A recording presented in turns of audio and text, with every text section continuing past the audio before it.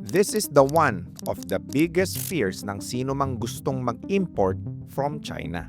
Imagine, naka-order ka na ng produkto, nakabayad ka na at hinihintay mo na lang dumating ang shipment mo. Pero bigla kang nakatanggap ng mensahe. Sir, may problema po sa cargo. Ang problema? Hindi mo alam kung ano. Hindi mo alam kung gaano kalaki. At higit sa lahat, wala kang makausap.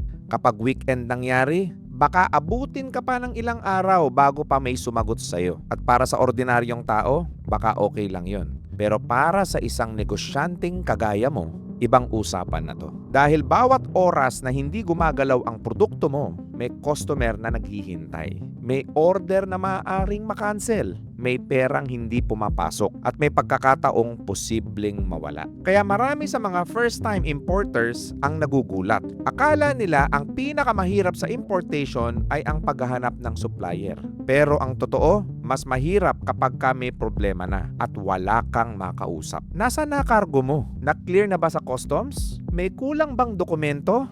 Darating ba ito sa oras? Lahat ng tanong na yan ay umiikot sa isip ng isang importer habang naghahantay ng update. At habang naghihintay, mas lalo lang tumataas ang stress. That's exactly why Cargo Boss exists. Dahil para sa kanila, hindi sapat na maihatid lang ang cargo. Kailangan alam din ng customer kung ano ang nangyayari, kung nasaan na ang shipment, at kung may problema man, may tao agad na handang tumulong. May tanong sa customs? May concern sa shipments? Kailangan ng update? May taong sasagot sa'yo. At sa panahon kung saan bawat oras ay mahalaga sa negosyo, malaking bagay ang malaman na may kakampi ka. Kasi sa importation, hindi lang cargo ang binabayaran mo.